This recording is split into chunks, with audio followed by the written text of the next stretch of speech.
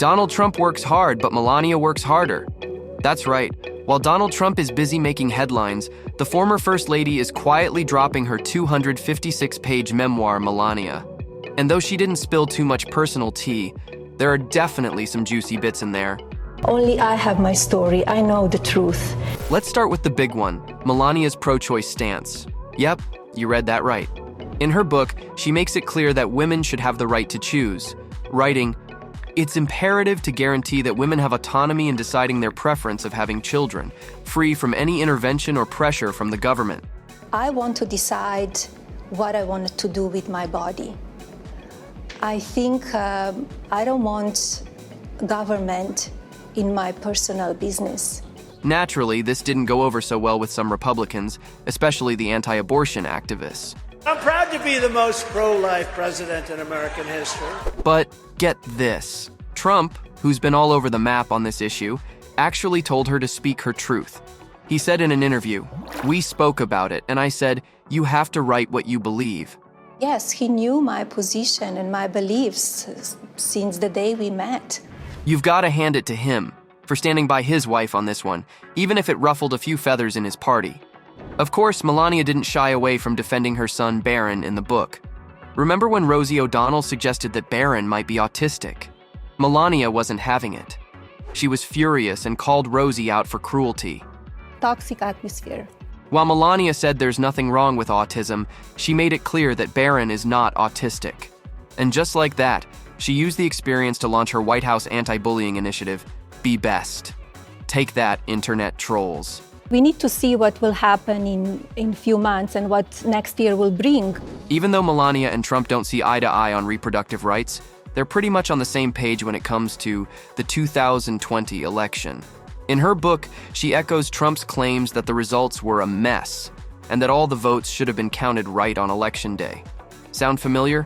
I was listening to different people, and when I added it all up, the election was rigged. As for January 6th, she says she didn't speak out about the Capitol riot because she didn't know what was going on at the time. But if she had, she claims she would have condemned the violence. Sure, Melania, we'll take your word for it. I do what I think is right. I know I will get the criticism from the public or from the media. Toward the end of her book, Melania opens up about one of the scariest moments of the campaign trail, Trump's assassination attempt on TV. Yep, she was at home in Bedminster, New Jersey, when the first attempt happened at a rally in Pennsylvania. She describes it as chaos unfolding, with gunfire, Trump reaching up to his head, and Secret Service diving in to shield him. So it was really frightening, and the life stops in that few minutes. Was really very difficult. And here's the kicker. She says it felt like eternity before she could finally get him on the phone. Melania admits she was more worried about Barron, who was also watching the whole thing go down on TV. Every time the injured Trump appeared on screen, she had to remind herself, okay, I just spoke to him. He's fine. The way his head was positioned, what would happen if he would not turn his head. So it's very hard to watch. She even called Trump's survival nothing short of a miracle. But hey, if anyone has 9 lives in politics, it's Donald Trump, right? So, while Melania's memoir doesn't spill all the personal details, we can still connect the dots to uncover the story of her extraordinary rise. Now, let's dive into how she went from a small-town girl to the First Lady of the USA. You know, you never know what can happen in life, right? We don't know the future. We don't know what will happen next year. So, here we are. First, we should rewind to January 1987 in Ljubljana, Slovenia, back when it was still part of Yugoslavia. I grew up in Slovenia, and I went to school there. I studied design and architecture, and then I moved to Milan and Paris to live there. In her home country, Melania was known for her striking looks and reserved personality. Friends remember her as serious but with a sharp wit. What was Melania like as a roommate? The perfect roommate. Clean, neat, domestic, Her family was close-knit, with her dad Victor working as a mechanic and her mom Amalia in fashion. They instilled in her a strong work ethic and a love for education. My elegant and hard-working mother, Amalia, introduced me to fashion and beauty. My father, Victor, installed in me a passion for business and travel. Melania often dreamed of the amazing place called America. Sounds like a classic American dream in the making. And soon, fortune smiled on her. Melania, just 16, was spotted by photographer Stain Jurko while leaning on a fence. Jurko saw potential in this tall, slim girl with long hair and decided to take her photo. Despite her initial shyness and reserve, Jurko saw something special in her. The photos turned out great, and her modeling career took off from there. And I traveled around the world modeling and had a great career. Fast forward to 1992, and Melania lands in Milan, still using her original name, Melania Knavs.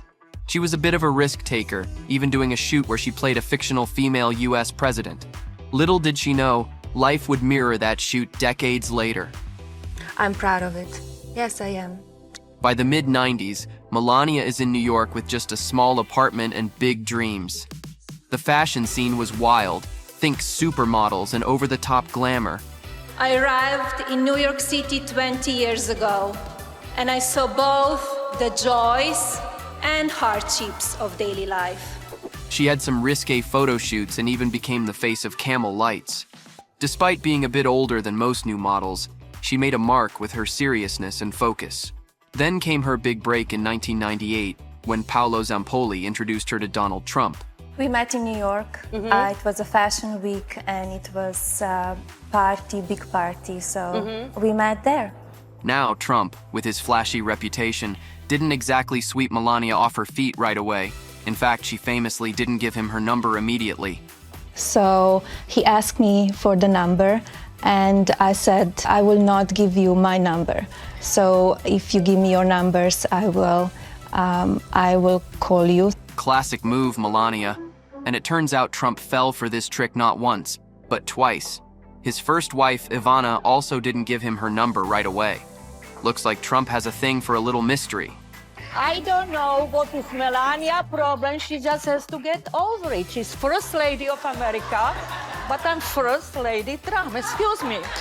Their relationship started off a bit unconventional. I mean, Trump was even talking about universal health care, which is definitely not what you'd expect from him.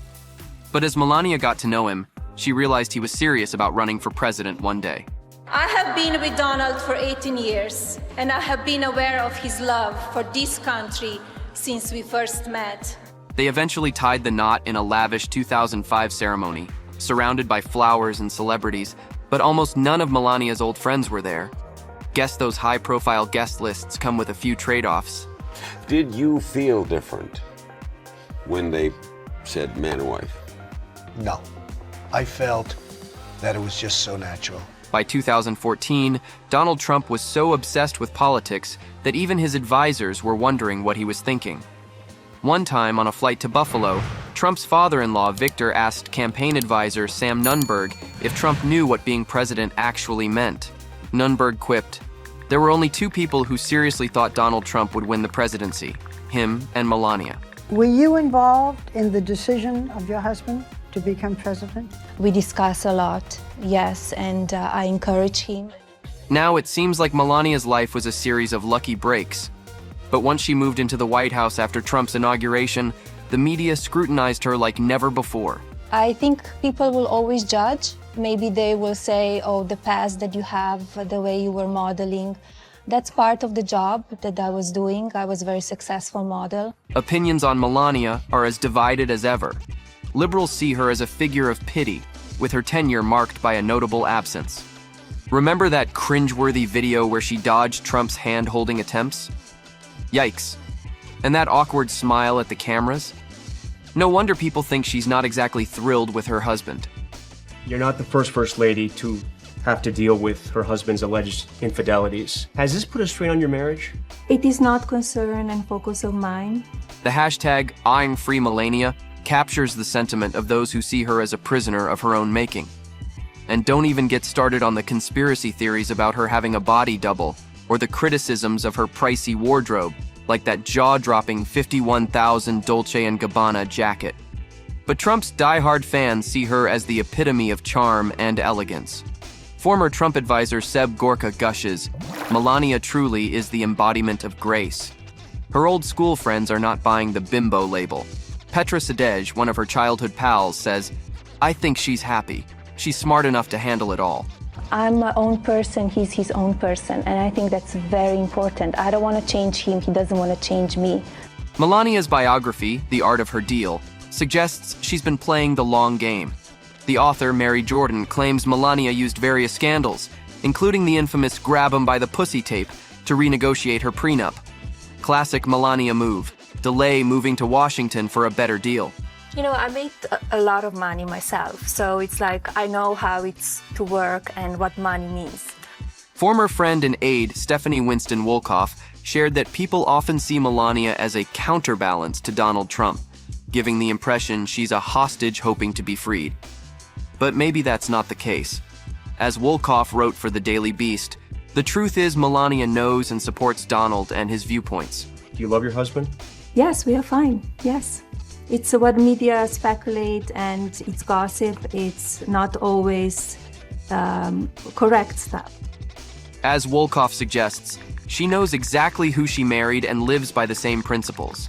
She's a ruthless survivor and opportunist, willing to do whatever it takes for self-preservation. You know, to marry a man like Donald is, you need to know who you are, and you need to be very strong and smart. Take Operation Block Ivanka as an example. Their strained relationship is no secret. Melania clearly isn't a fan of Ivanka, and this operation was next-level petty. Melania and Wolkoff made sure Ivanka was kept out of the inaugural photos and videos so her face wouldn't be part of that iconic special moment. Stephanie says Ivanka approached her to make sure she was placed prominently next to her father when President Trump was sworn into office. You don't do that to the First Lady of the United States of America. You do not try and position yourself. Yes, Operation Block Ivanka was petty, Winston Wolkoff wrote. Melania was in on this mission. But in our minds, Ivanka shouldn't have made herself the center of attention in her father's inauguration. When I spoke with Melania about the picture itself, we figured out how to make sure that Barron was in between Donald and Melania, and that to Melania's right would be Donald Jr., and that Ivanka would be next. It's clear that Melania knows how to maneuver within the family dynamics to protect her position.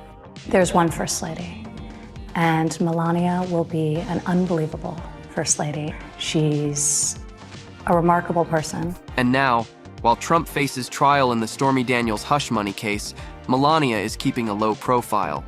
But maybe there's a more calculated reason behind it.